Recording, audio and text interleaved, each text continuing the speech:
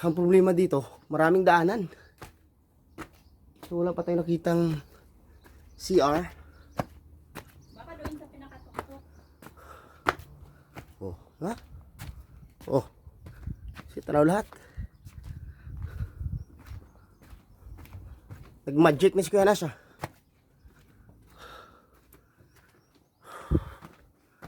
Maaga pa tayo nagpapawis dito. Buti na lang hindi ganun kainit yung hangin na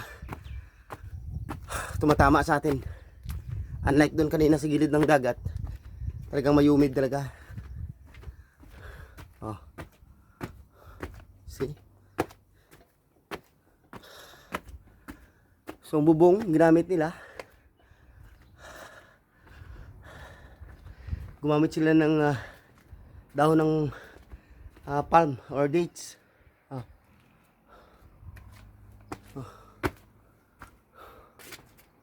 Wala talaga ako nakitang CR dito. Why? Oh, why?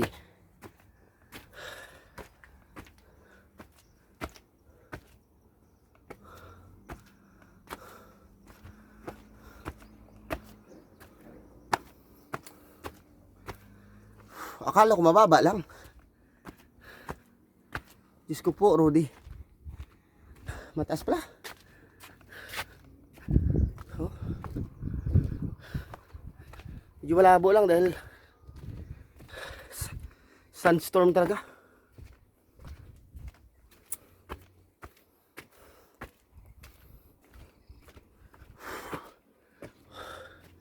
Naiwanan na natin sila. Hindi yata nila kayang umakyat.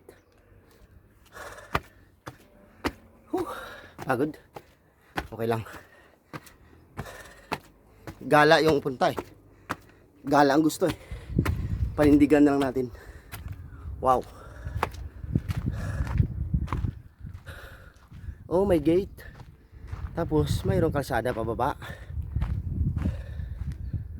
Tapos dito bangin. Pagod. Hingal. So akyat tayo dun. Wala na sumunod.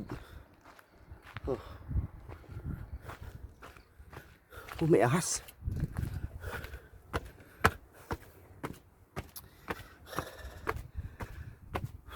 Oh, may gate. Hindi kaya ba? Oh, mayroon pa siyang ano bang Petromax dito? Pero aha, may Petromax. Oh, yun. Saan? Pwede maka-CR? CR yan?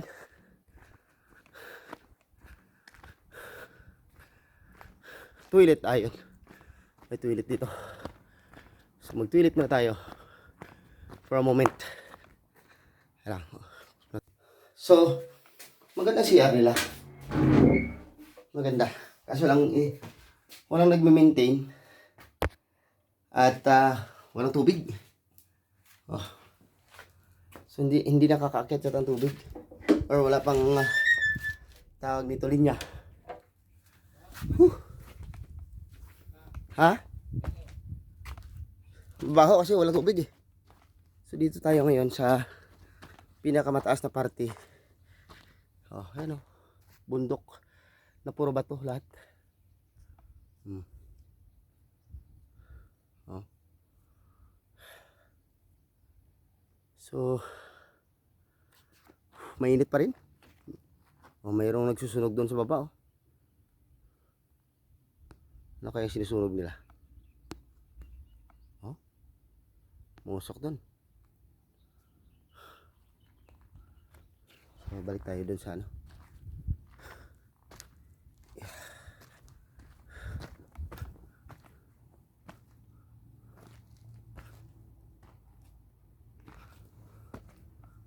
Ayun. I-off natin muna yung ating video at mag picture tayo. Picture tayo.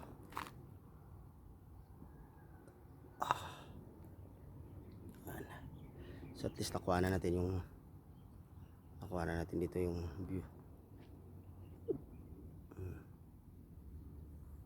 Walang traffic talaga. Wala talaga traffic. Oh.